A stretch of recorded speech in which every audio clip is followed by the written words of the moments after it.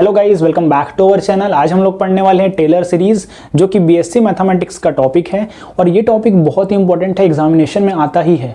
और अगर आपने इस लेक्चर को क्लिक किया दैट मीन्स आपका 50% काम हो चुका है, क्योंकि मैं आज आपको अगर कुछ भी नहीं आता होगा उसके बाद भी आपको समझाऊंगा, क्योंकि ये थ्योरम को मैंने बहुत ही ईजी फॉर्मेट में कन्वर्ट कर दिया है। और अगर आप कोई भी यूनिवर्सिटी से पढ़ते हैं, ये थ्योरम आपके लिए बहुत ही इंपॉर्टेंट होने वाला है, तो ऑटोमेटिक ये लेक्चर भी आपके लिए बहुत ही इंपॉर्टेंट हो जाता है। तो यहाँ पे दोस्तों, अगर आपको कुछ भी नहीं आता है, कुछ भी इन सेंस कि आपको बस डिफरेंशिएशन आना चाहिए हल्का सा, और उसके बाद फैक्टोरियल पता होना चाहिए क्या होता है, वो भी एकदम सिंपल फैक्टोरियल। उसके बाद ये लेक्चर आपके लिए बहुत ही फ्रूटफुल होने वाला है और ये इसको मैं आपको एकदम सिंपल लैंग्वेज में समझा दूंगा। तो चलिए आइए स्टार्ट करते हैं। सबसे पहले समझते हैं टेलर्स सीरीज क्या होता है और इसे आपके एग्जामिनेशन में क्वेश्चन किस तरीके से आएगा।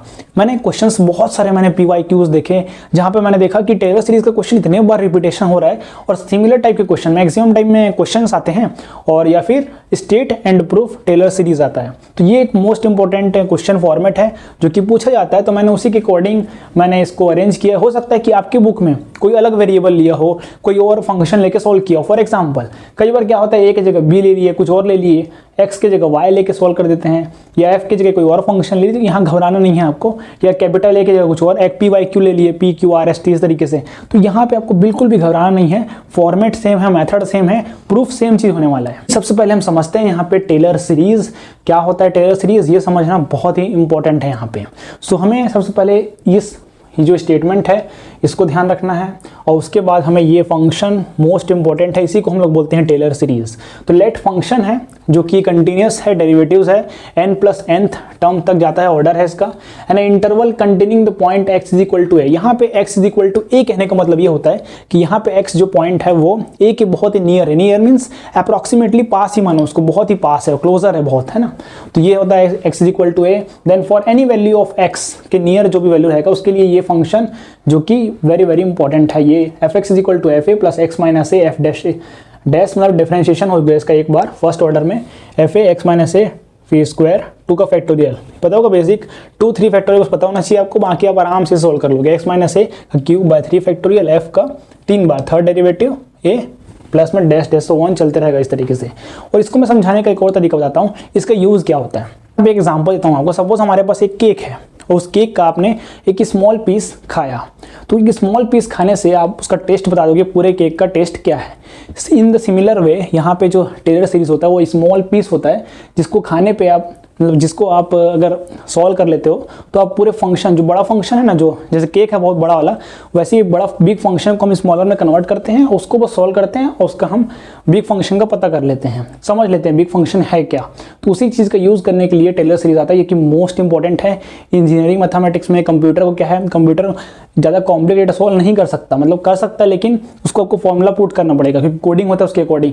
तो ये हम यहाँ पे टेलर सीरीज का यूज़ करते हैं फास्टर कैलकुलेशन के लिए, और बहुत सारी इंजीनियरिंग मैथमेटिक्स में बहुत यूज़ है इसका, तो ये ऑटोमेटिक बहुत ही इंपॉर्टेंट बन जाता है। तो इसलिए इसे हम पढ़ रहे हैं। ये बेसिक फॉर्मूला है जिसे हमें प्रूफ करना है, और इसी को हम लोग बोलते हैं टेलर सीरीज के फॉर्म में है, क्योंकि यहाँ देखो 2 है, फिर 3 है, यहाँ 4 आएगा नेक्स्ट टर्म में, इस तरीके से।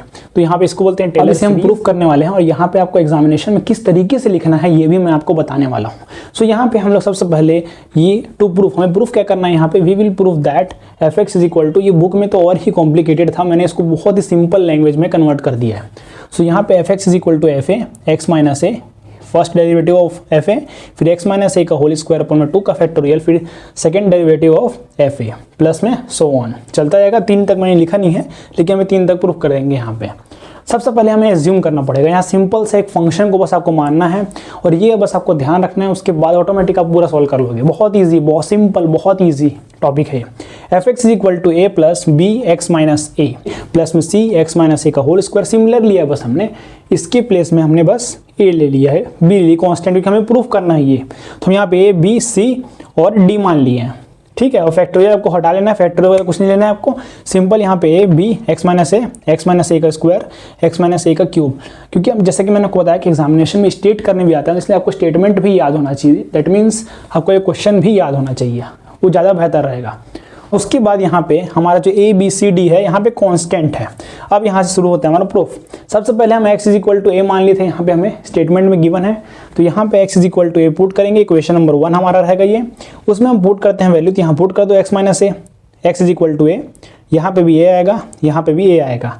तो यहाँ पे आप पुट कर दो value a minus a 0, a minus a का स्क्वायर 0 और सिमिलरली a माइनस ए का क्यूब 0 हो जाएगा। तो सब 0 आ रहा है, बस a कांस्टेंट इसलिए बच गया यहाँ पे। तो एफ ए का वैल्यू a आ गया यहाँ पे।